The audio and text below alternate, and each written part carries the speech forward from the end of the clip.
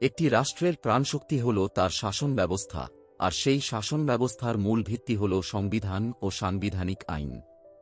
রাষ্ট্র নামক জাহাজটি কিভাবে চলবে এবং এর চালক ও যাত্রীদের অর্থাৎ সরকার ও নাগরিকদের দায়িত্ব, অধিকার ও সীমাবদ্ধতা কী হবে তা নির্ধারণ করে এই আইনগুলো। আইনের ছাত্র ও সচেতন নাগরিকদের জন্য সংবিধান, যা একটি স্থির মূল ভিত্তি, এবং সাংবিধানিক আইন, যা একটি প্রবহমান ও বিস্তৃত ধারণা। এই দুটির মধ্যকার সূক্ষ্ম সম্পর্ক ও পার্থক্য বোঝা অত্যন্ত জরুরি। সংবিধান কি? সংবিধান হল একটি রাষ্ট্রের সর্বোচ্চ বা মৌলিক আইন। এটি একটি দলিল যেখানে রাষ্ট্রের মূলনীতি, নাগরিকদের মৌলিক অধিকার এবং সরকারের গঠন ও ক্ষমতা লিপিবদ্ধ থাকে। রাষ্ট্র পরিচালনার সেই সকল নিয়মাবলীর সমষ্টিকে সংবিধান বলে, যা লিখিত হলে সরাসরি একটি নির্দিষ্ট দলিলে বা অলিখিত হলে দীর্ঘদিনের রীতিনীতির মাধ্যমে প্রতিষ্ঠিত। অন্যদিকে সাংবিধানিক আইন একটি ব্যাপক ধারণা। এটি কেবল সংবিধানের লিখিত ধারাগুলোর মধ্যে সীমাবদ্ধ নয়। সংবিধানকে ব্যাখ্যা করার জন্য আদালতের দেওয়া সিদ্ধান্ত, বিভিন্ন গুরুত্বপূর্ণ আইন এবং প্রতিষ্ঠিত প্রথা সবই এর অন্তর্ভুক্ত। তাহলে বলা যায় যে আইনগুলো সংবিধানের মৌলিক কাঠামোকে ব্যাখ্যা করে, শাসন ব্যবস্থার প্রয়োগ নিশ্চিত করে এবং রাষ্ট্রীয় প্রতিষ্ঠানের কার্যাবলী নিয়ন্ত্রণ করে তাকে সাংবিধানিক আইন বলে। উদাহরণ: বাংলাদেশের গণপ্রতিনিধিত্ব আদেশ 1972 বা সুপ্রিম কোর্টের রুলস, এগুলো সরাসরি সংবিধানের ভেতরে নেই, কিন্তু সংবিধানের মূল লক্ষ্য, যেমন নির্বাচন বা বিচার বিভাগ পরিচালনা অর্জনে এগুলো অপরিহার্য। সাংবিধানিক আইনের প্রকারভেদ।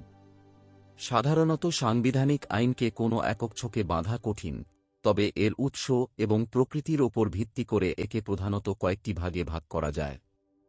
1. লিখিত ও অলিখিত। লিখিত, যে আইনগুলো সংবিধানের মূল দলিলে সরাসরি লিপিবদ্ধ থাকে, যেমন বাংলাদেশের সংবিধানের অনুচ্ছেদসমূহ। অলিখিত, যে নিয়মগুলো লিখিত দলিলে নেই কিন্তু যুগের পর যুগ প্রথা বা রীতির মাধ্যমে মান্য হয়ে আসছে, যেমন ব্রিটেনের শাসনতান্ত্রিক প্রথা। 2. বিধিবদ্ধ আইন। সংসদ যখন সংবিধানের কোনো বিশেষ অংশকে কার্যকর করার জন্য নির্দিষ্ট কোনো আইন পাশ করে। উদাহরণ: বাংলাদেশের নির্বাচন কমিশন গঠন সংক্রান্ত আইন বা গণপ্রতিনিধিত্ব আদেশ বা আরটিও। 3. বিচার বিভাগীয় আইন বা নজির। উচ্চ আদালত যখন সংবিধানের কোনো অস্পষ্ট ধারার ব্যাখ্যা দেয় বা কোনো ঐতিহাসিক রায় ঘোষণা করে, তখন সেই রায়টি একটি সাংবিধানিক আইনে পরিণত হয়। উদাহরণ: বাংলাদেশের সুপ্রিম কোর্টের দেওয়া 8ম সংশোধনী মামলার রায়, যা সংবিধানের মৌলিক কাঠামো রক্ষা করে। 4. শাসনতান্ত্রিক প্রথা। এগুলো সরাসরি কোনো আদালতে বলবৎযোগ্য নয়, কিন্তু রাজনৈতিক শিষ্টাচার ও দীর্ঘদিনের অভ্যাসের কারণে এগুলো আইনের মতোই গুরুত্ব পায়। উদাহরণ: সংসদীয় পদ্ধতিতে প্রধানমন্ত্রীর পদত্যাগ বা মন্ত্রিসভা গঠন সংক্রান্ত অলিখিত রীতিনীতি। সংবিধান ও সাংবিধানিক আইনের মধ্যে পার্থক্য। সংবিধান এবং সাংবিধানিক আইন একে অপরের সাথে অঙ্গাঙ্গিভাবে যুক্ত হলেও তাদের মধ্যে পার্থক্য রয়েছে। পরিধি বিবেচনা করলে দেখা যায় যে সংবিধানের পরিধি তুলনামূলকভাবে সংকীর্ণ এবং নির্দিষ্ট, সাধারণত একটি দলিলে সীমাবদ্ধ। অন্যদিকে সাংবিধানিক আইনের পরিধি ব্যাপক। সংবিধান ছাড়াও এ সংক্রান্ত প্রথা, আইন ও আদালতের রায় এর অন্তর্ভুক্ত। মর্যাদার দিক থেকে সংবিধান রাষ্ট্রের মৌলিক আইন বা সকল আইনের উৎস। অন্যদিকে সকল সাংবিধানিক আইন সংবিধানের অধীনস্থ অথবা সংবিধানকে বাস্তবায়নের মাধ্যম। সংবিধান পরিবর্তন বা সংশোধন করতে বিশেষ পদ্ধতির প্রয়োজন হয়, যেমন 2/3 ভোট, অনেক ক্ষেত্রে গণভোট ইত্যাদি। কিন্তু অনেক সাংবিধানিক আইন অনেক ক্ষেত্রে সাধারণ আইন প্রণয়ন পদ্ধতির মাধ্যমেই পরিবর্তন করা সম্ভব। সম্পর্কের দিক থেকে সকল সংবিধানই সাংবিধানিক আইনের অংশ, কিন্তু সকল সাংবিধানিক আইন মূল সংবিধানের অংশ নয়।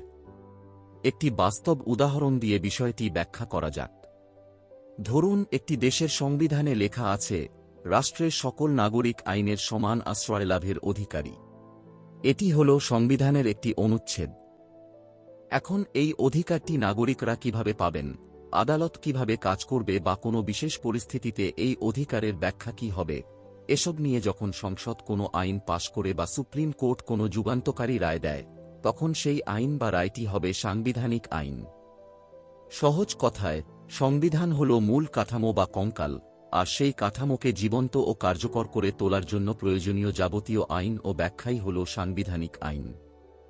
পরিশেষে বলা যায়, সংবিধান হল একটি রাষ্ট্রের ভিত্তিপ্রস্তর বা মৌলিক কাঠামো, আর সাংবিধানিক আইন হল সেই কাঠামোকে ঘিরে গড়ে ওঠা একটি বিশাল বৃক্ষ।